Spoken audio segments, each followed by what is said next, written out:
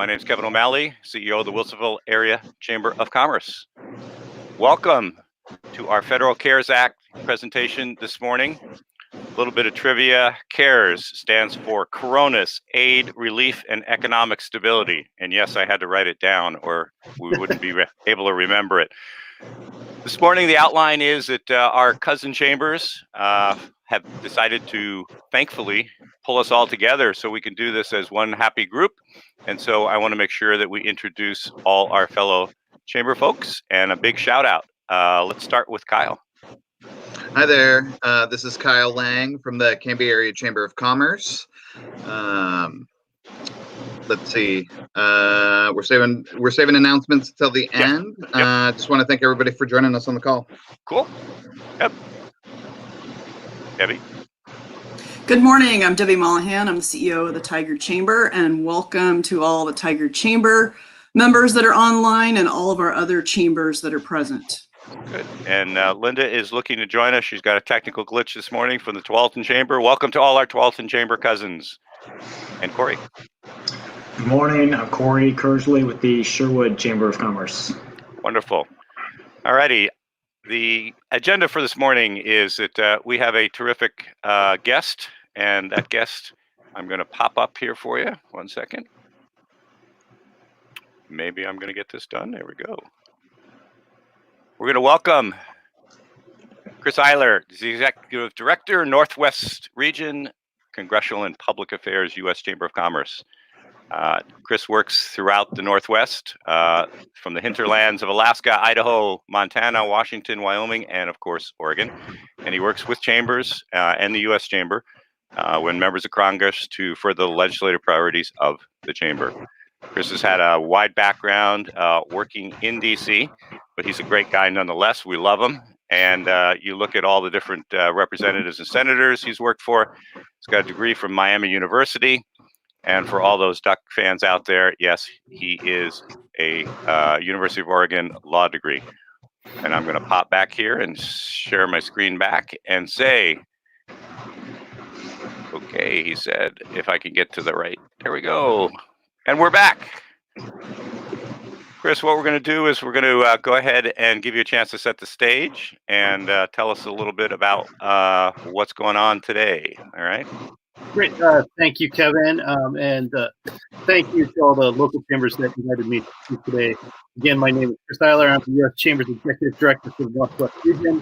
And I'm going to walk you very quickly through an overview of everything that Congress has done over the past 30 days to respond to the ongoing coronavirus pandemic. Over the course of the past 30 days, Congress has passed 3 primary bills. The first was primarily a supplemental appropriations bill at the beginning of March to provide funding for government agencies to help respond to the crisis. The second was the Family First Coronavirus Response Act, also frequently referred to as Phase 2. This bill provided enhanced sick leave, family medical leave, unemployment benefits for individuals who are being impacted by the coronavirus crisis. It also provided a number of resources to expand Medicaid and expand food assistance and food insecurity programs.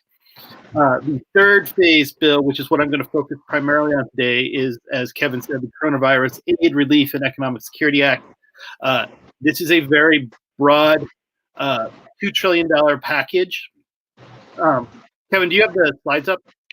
I'm just getting there. All right. There we go. Yep. So go to the first or second slide, please. This is a very broadly written $2 trillion package that is about 10% of current U.S. GDP. It is intended to be a bridge to help us get to the other side of this crisis and minimize the economic impacts to the extent that we can minimize them so that any recession is as brief and shallow as possible. Now, the one thing I want everyone to keep in mind as we go through these provisions is it was, as I said, intentionally written broadly. So there's going to be a lot of ambiguities, and a lot of things that are a little vaguer than they otherwise would be in a typical bill. This is done in part intentionally. Yes.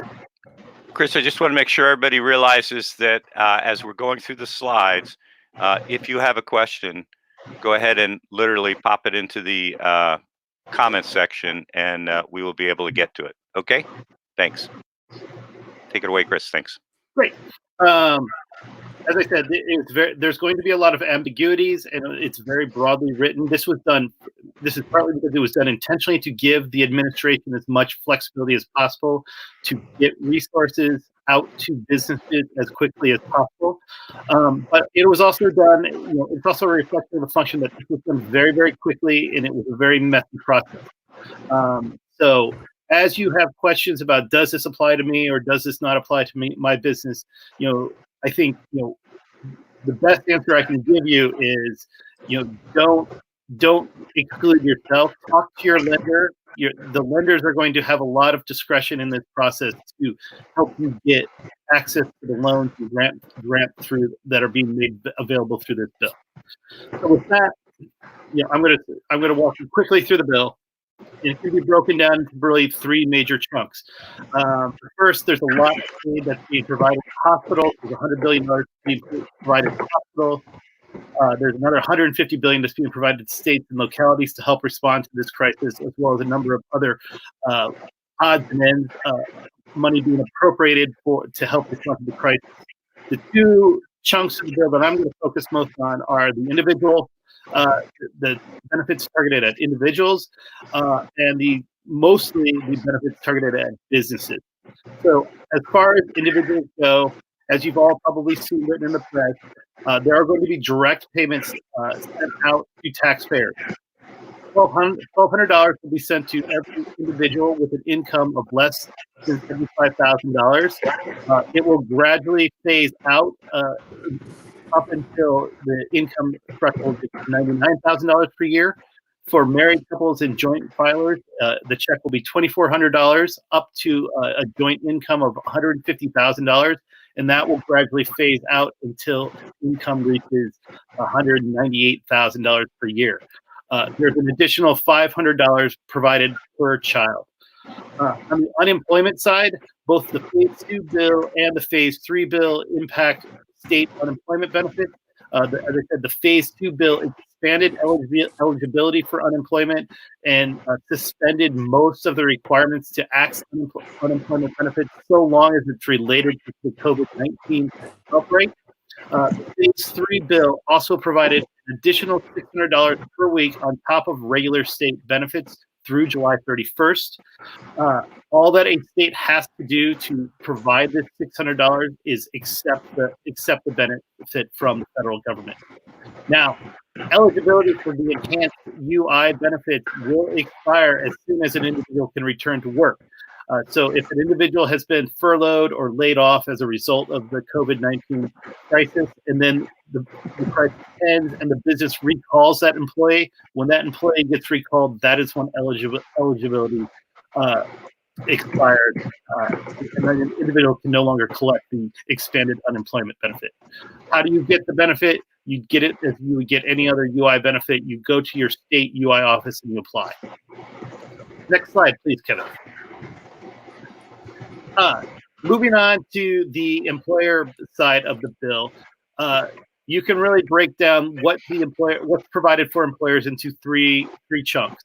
First, there are provisions provided for all employers. There are specific provisions for mid-sized and larger employers, and then most significantly, there are very robust programs for small businesses, self-employed, independent contractors, and nonprofits. So I'm going to walk you through all of those right now. Next slide, please.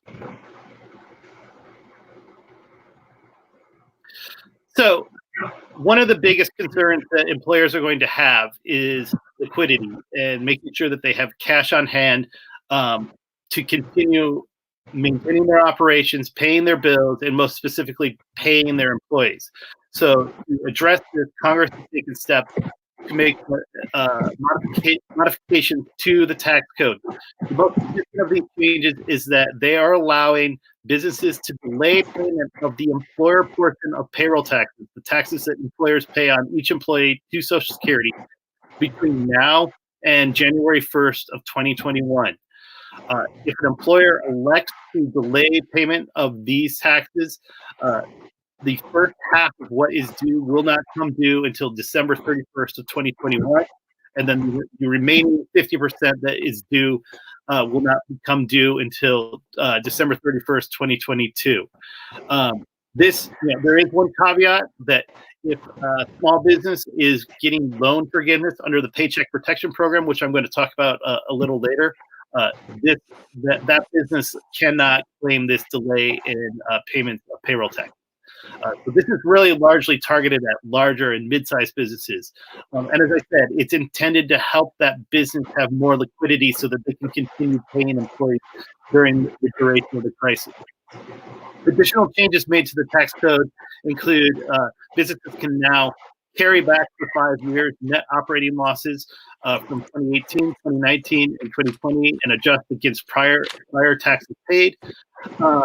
This extends to pass-throughs and sole proprietors. They can accelerate recovery of alternative minimum tax credits. Again, this largely applies to larger businesses and corporations. But for smaller businesses, one of the important changes to the tax code is that they can now deduct qualified improvements to property. This is something that largely will apply to restaurants and retail businesses that have done improvements to their facilities in recent years. Next slide, please. The next provision provided for all businesses is what's known as the Employee Retention Credit. This is something that was a late add to the bill. It was not in the initial draft that Senator McConnell introduced just over a week ago. So it hasn't gotten a lot of attention. But what its goal is to help employers who have shut down or suffered significant losses in gross receipts, and they continue to pay their employees who aren't currently working. It is a refundable tax credit for 50% of all the wages paid by the employer, up to $10,000 per employee. However, there are a couple of restrictions on that.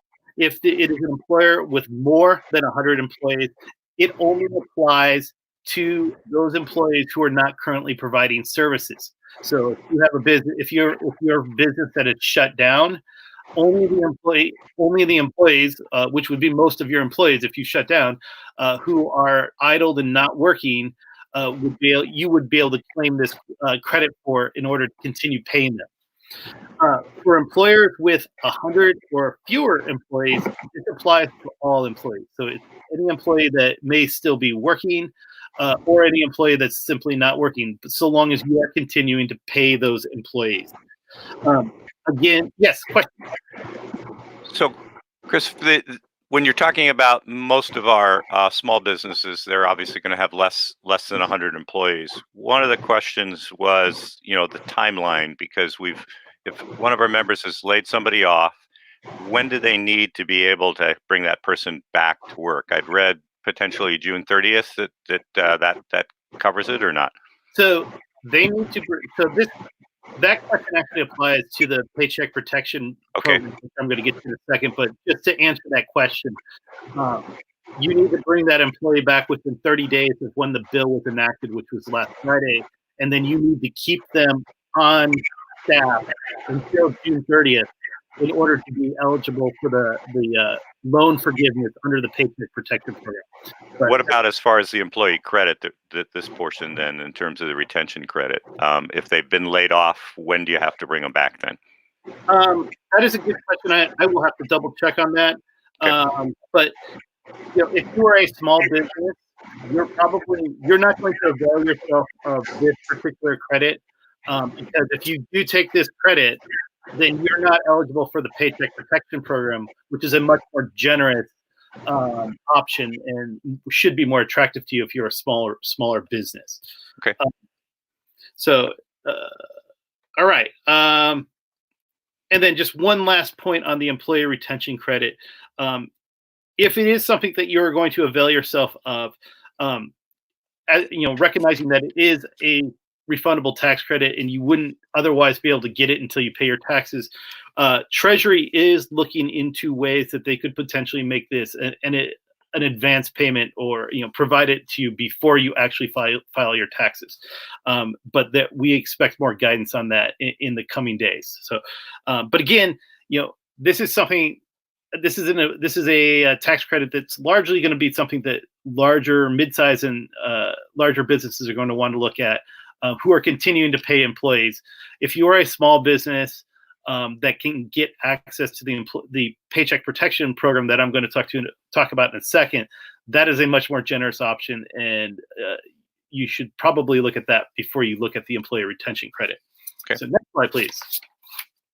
And given what Kevin said, that most of your members are small businesses, I'm going to touch on the mid-size and larger employees loan programs very quickly. There is $500 billion in the bill for the Federal Reserve and Treasury to provide loan guarantees and develop Federal Reserve credit facilities to support lending by financial institutions to all businesses impacted by the crisis. $46 billion of that $500 billion has been carved out for airlines, air cargo, and other critical national security businesses. The remaining $450 billion is reserved for, broadly for all businesses to obtain loans to help them get through the crisis. There are restrictions being placed on businesses that accept loans through this program, specifically stock buybacks during the life of the loan plus 1 year will be restricted, as well as executive compensation. These will be loans that are provided mostly through private financial institutions, and the money being provided to the Fed and Treasury is intended to guarantee those loans and help those institutions make those loans. So next slide, please.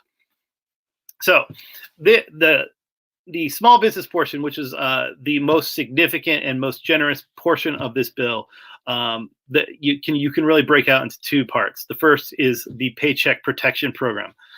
This is a $350 or $349 billion loan program for small businesses. If you are a small business that currently qualifies under the SBA for SBA loans, you are going to be eligible for this. In addition to that, 501c3 nonprofits are eligible. The self-employed, sole proprietors, and independent contractors are eligible. And then they have also carved out an exception whereby restaurants and hotels that are part of chains that would otherwise not be eligible because they have more than 500 employees. They are going to look at restaurants and hotels and franchises on an individual basis. So those businesses will now be eligible because they, on an individual basis, they're likely not to have 500 or more employees. What this loan program allows small businesses to do is obtain a loan equal to 2.5 months of their average payroll up to $10 million. These loans are going to be provided by national, local lenders. So any lender that is currently qualified under the SBA 7A program is automatically made eligible to provide these loans. In addition to that, the Department of Treasury is going to start designating other lenders. So we expect to start seeing an expanded list of lenders where local businesses can go to obtain these loans in the coming days. They have also made these loans very, very easy to obtain. There are minimal requirements to obtain the loans. For example, there's no collateral required, no personal guarantees required, and the most important feature of the loans is that at the end of 8 weeks, the loans convert to grants equal to the amount spent on payroll, rent, interest on mortgage, and utilities, so long as that's what the money was spent on. Any additional money that hasn't been spent or was spent on items that don't qualify under those stipulations, that money will be converted to a loan, a very low interest loan.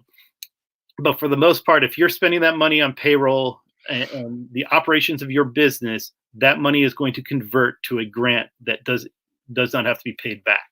Now, there are some conditions. Loan forgiveness is going to be reduced proportionally if an employer reduces the number of FTEs. So if you have 10 employees and you reduce your payroll by 1 FTE, the amount that you can get forgiven will be reduced by 10%. Likewise, forgiveness is going to be reduced if the employer reduces wages by more than 25%. Now, there is an income threshold when you're making the calculation of your total payroll. There are limitations placed on the amount of salary that any one individual employee can get. So it's 2.5 months of average payroll for employees with pay under $100,000 per year. Any pay per employee above $100,000 per year is not money that can be calculated for grant forgiveness. And then lastly, as I said earlier, this program was enacted on Friday, so there have been a number of employees let go or furloughed or laid off by businesses at the outset of this crisis. You can bring those employees back on and avoid any reduction in forgiveness if you do so within the first 30 days after the enactment of the bill, and then you maintain them on the payroll through June 30th. Again, the point of this program, as is with most of the programs created under this bill, is to incentivize businesses to keep paying employees. We are going to get to the other side of this crisis and restart our economy quickly. We need to have businesses continue to be tied to their employees, and the best way to do that is to keep those employees being paid throughout the duration of the crisis. Kevin, I saw you have a question. Yeah, the question is for our businesses who may have existing banking relationships. Is there any word yet? I know this is fluid and it's happening fast, that Treasury expects to open this up to more than the 7A lenders who are also good chamber members. We have to ask the question. Yes. So the way the bill was written, if you're a 7A member or a 7A bank, you're automatically eligible, but there is a recognition that to get this money out fast and get it into the hands of businesses as quickly as possible, the universe of lenders is going to have to be expanded. So Treasury is quickly working on a list of expanded lenders who can provide these loans. Okay. Just last night, they put out additional guidance, and forgive me, but I haven't had a chance to look at it all, but there was guidance provided for borrowers who want to apply to be included on the list of lenders. So I would, if any of your lender or banking members want to be included, I encourage you to look at the Treasury site that was posted last night with guidance for borrowers who want to be included in the program. We have a question, Chris, from Spencer. Is the 100,000K employee capped in the calculation, or is it excluded entirely? It's capped in the calculation. So when you make that calculation, it's the first $100,000 of pay for any employee when you're making that calculation of the 2.5 months of payroll. Another question from Shelby. How quickly will these funds be available for those who qualify? It's going to be what we've been told by the Department of Treasury is once they make the loan, approve the loan, they want to make the money available as soon as that day. Okay. Whoops, sorry, wrong question.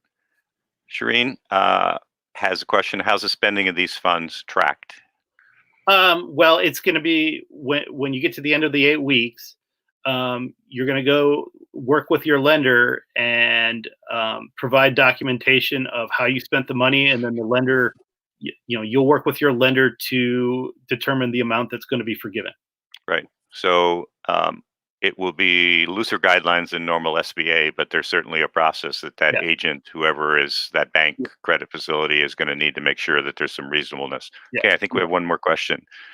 Boone's Landing Physical Therapy. What about self-employed who do member draws versus a normal payroll?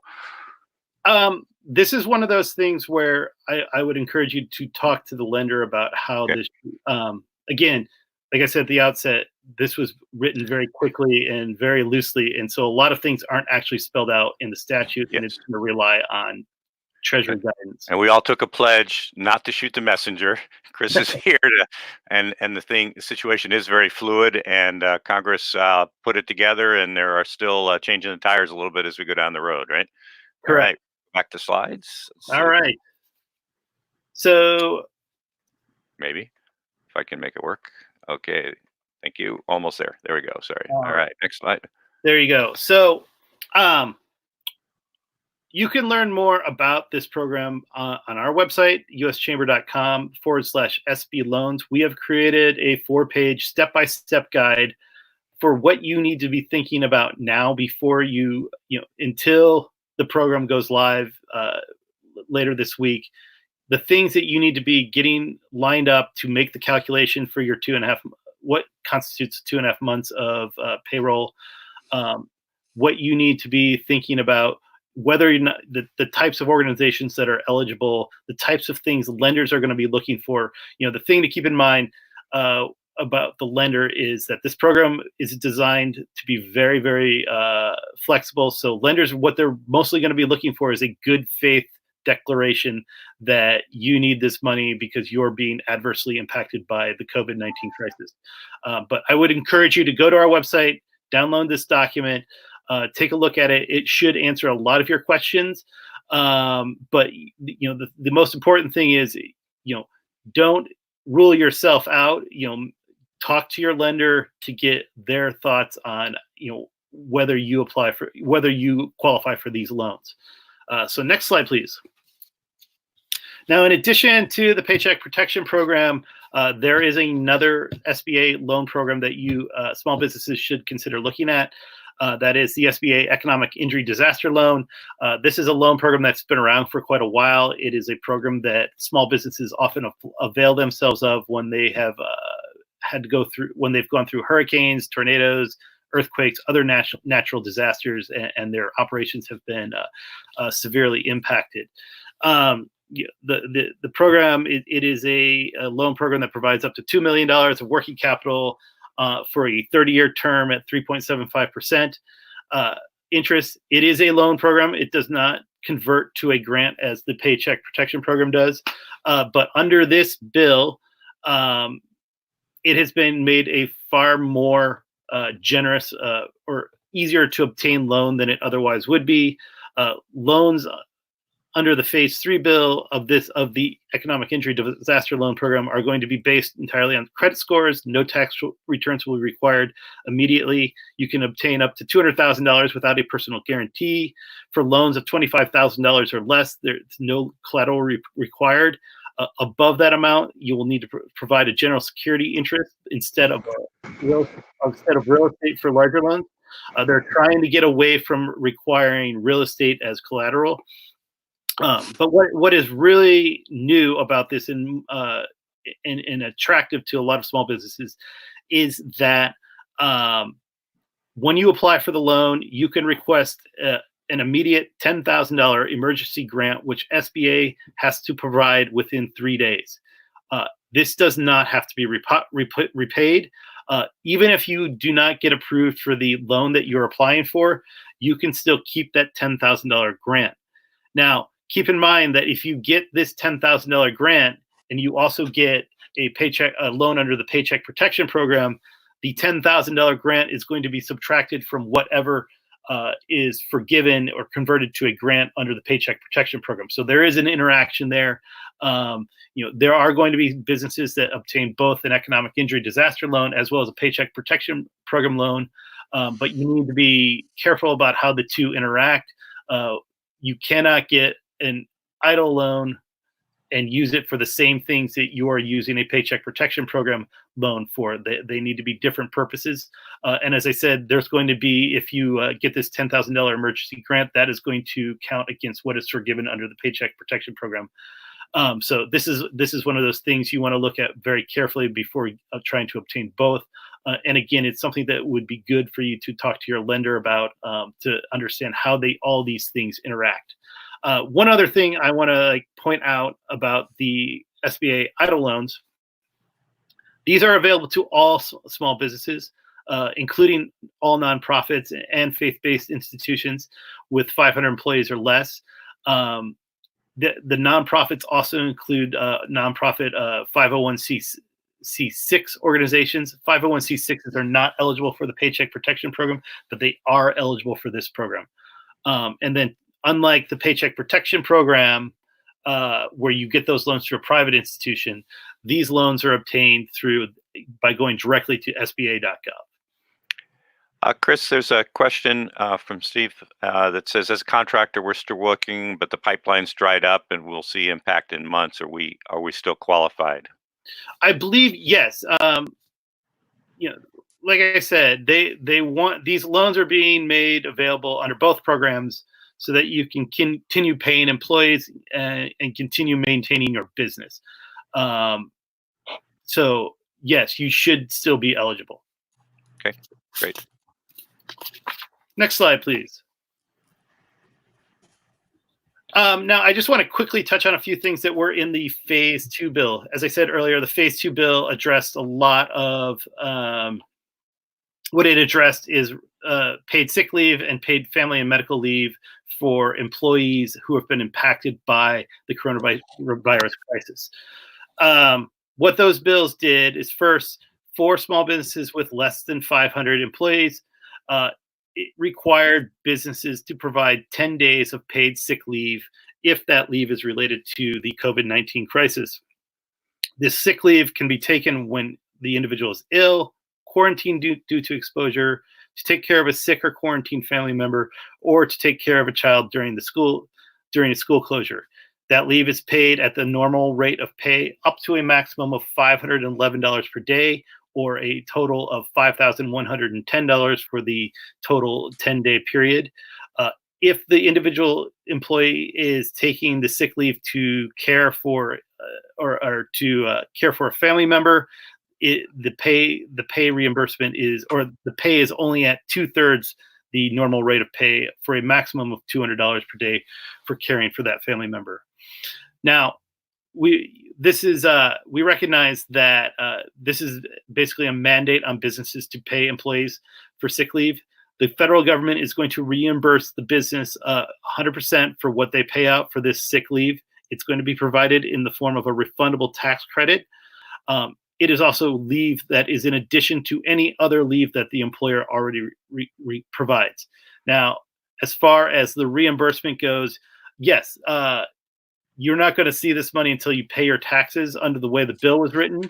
But that being said, part of what was done in the Phase 2 bill with all of these loan programs was to provide you as much access to liquidity and operating capital to continue paying your employees.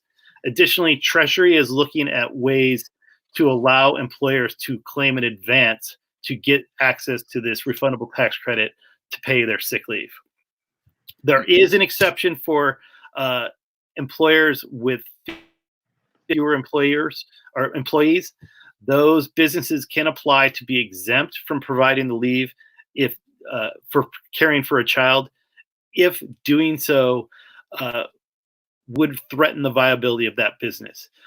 This is something that was not spelled out very clearly in the bill, and we're waiting for better guidance from the Department of Labor on how they are going to designate businesses that can be exempt under this particular exemption. And additionally, the paid sick leave is not going to be eligible if the employee can work from home or telework.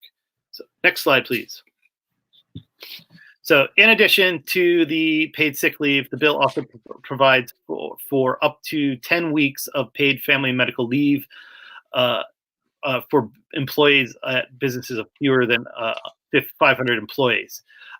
It is for leave if all the employee is doing is taking care of a child due to a school or child care closure, and it is paid at 2/3 regular rate, up to $200 per day, and a total of $10,000 in the aggregate. Just like the sick leave, businesses will be reimbursed through a refundable tax credit. And again, Treasury is looking at ways where businesses can get in advance on that tax credit so that they have the money available to continue paying those employees. And again, there is an exception for businesses with 50 or fewer employees. And again, we are waiting for more guidance on how Department of Labor will identify businesses that can qualify for that exemption. And lastly, paid leave is not going to be available if the employee can telework. So next slide. So as Kevin has said a couple times throughout this is a quickly evolving process. and things are moving very quickly and changing day to day. We are trying to keep up with everything that is coming out of Department of Treasury, the Fed, Department of Labor, and HHS that relates to all of these programs. And we are trying to develop as quickly as possible helpful tools for businesses to use in determining their eligibility for these programs. So I encourage you to keep a close eye on our website, uschamber.com, as well as our small business website, which is uschamber.com/co. We are putting up as many resources as we can to keep you informed of what you are eligible for. I'm also distributing most of these materials to all of the chambers in Oregon and encouraging them to share those resources with all of you. So we're doing everything we can to make sure that you have the resources available. And with that, I'm happy to take any questions. Okay, I think Debbie from Tigard Chamber had a question. You want to unmute yourself, Deb? There you go. Yes. So one of my questions is particularly with the paid sick leave and the paid extension of FMLA. Most nonprofits don't pay taxes. They just file a tax return. So how would those tax credits work in that case to get reimbursed for those costs? That I do not know, and I'll have to, that's a very good question that hasn't come up yet with any of the presentations I've done, so I'll have to look into that. All righty. So we have a question from Caitlin at the Tualatin Chamber. We have members in our chamber community who rely in large part on income properties for their living wages. Many of the residents are unable to pay rent in the current crisis, leaving them a huge loss. Would they be eligible? Yeah, it's income is income from their standpoint.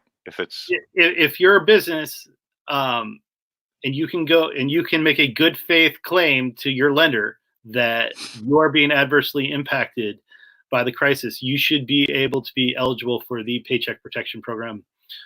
Obtain loans under that. Again, you want to make sure you talk with your lender about this, and you want to make sure you keep all your receipts once you get that loan and you spend the money to so that you can show that you spent that money on things like payroll, rent, utilities, and mortgage interest. But you should be eligible. Okay, Jennifer is asking, what's a 7A bank? How many of our local banks qualify? So I think, this is, I believe SBA has on their website a list of the banks that are 7A, but like I said, they are going to vastly expand the number of banks that qualify. And in the coming days, they should be putting out more lists of what institutions are able to issue these loans. So I think this might, if the employees are independent contractors, can I still, so I think you answered that one, right? So yeah, I believe so. Yes. Okay. Chris, I have a question for you. Excuse me. In the initial summary of the CARES Act that the U.S. Chamber put out, there was a line item that said $17 billion set aside for current SBA loan holders, and it talked about a program that would defer payments for 6 months. Any additional information? Is that something that's automatic? Is there an application process there? I'd have to look into that one. Okay. I'll look into that for you. Okay, thank you. I do have a couple of members that are current loan holders, and so that information it would be really helpful for them. Great. Appreciate you taking some of these down. There's all kinds of interesting points of view from our different business members. Allison asks, for the payroll protection program, do you have to keep employees on payroll past June or keep them at their current number of hours to qualify for the SBA loan? The way the statute is written right now, you just have to keep them on payroll through June 30th. Okay. Okay. And you have to bring them back. If you've laid them off, you have to make sure you bring them back and restore them at their current or their previous payroll or their previous level of pay within 30 days of last Friday. Okay. Okay. Any other questions from our chamber execs? Yes, I have one more question, Chris. You were talking about the ability to defer payroll taxes, and you specifically mentioned Social Security, but does that also include the Medicare withhold?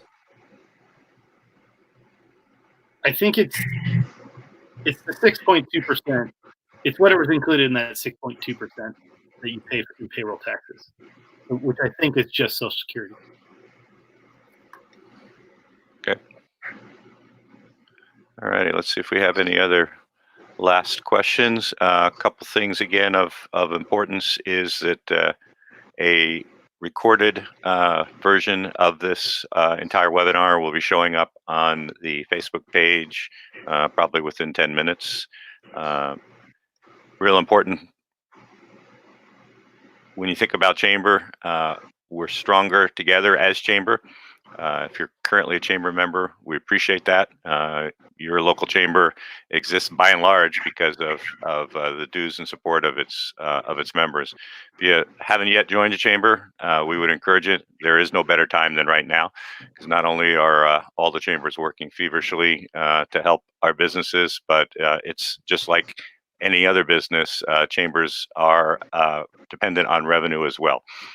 So talk to your local Chamber, and the SBA resource page, again, will be a great resource. The U.S. Chamber resource page is a great resource. And Chris, we're going to move to a couple Chamber announcements. You're welcome to stay for 5 or 10 minutes, or if you need to drop off, we know that you're a busy guy. So we appreciate, again, a big thank you to the U.S. Chamber.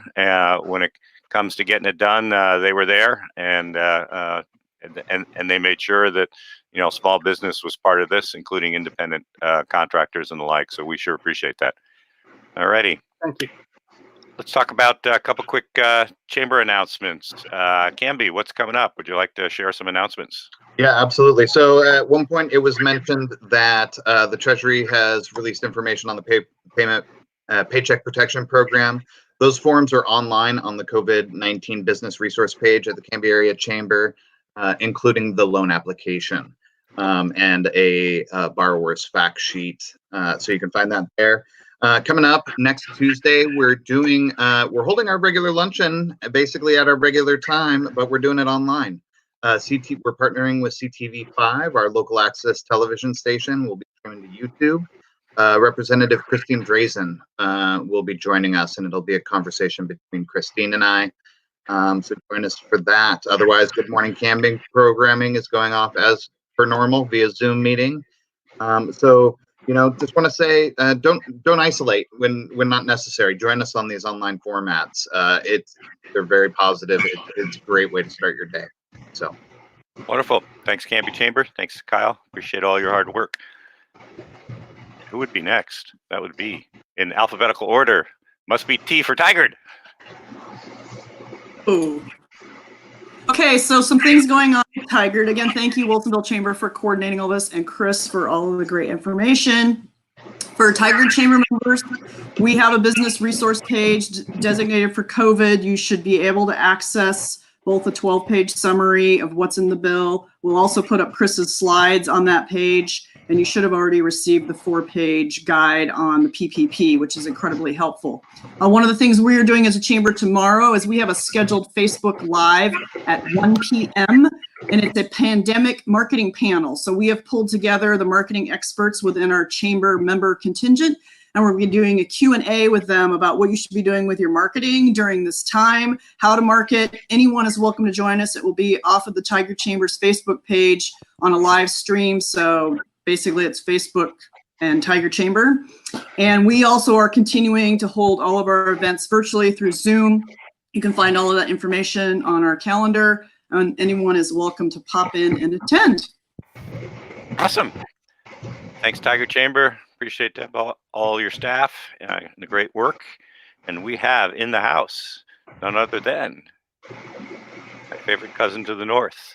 We have Linda Mulholt. Yay! How about telling us, Linda, can you, let me see, I think you're muted. I got to unmute you. Can you hear me? We can. Good morning, everybody. Obviously, always technically challenged, but finally got my camera to work. Did you notice this beautiful sign behind us, Business and Community Working Together? Thank you to Marco Carlson for making that. Thank you also to Chris and Kevin for putting this together this morning. Great information. And hopefully I'm not going to make you seasick by trying to hang on to this camera at the right angle.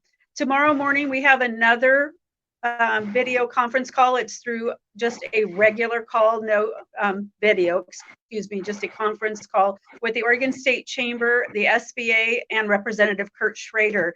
Another opportunity to talk about the loan program and just to give you a little further information. Friday, we have our AM networking at 8:30. That's 8:30, not 7:30. Thank you, Kevin O'Malley, for 7:30 this morning.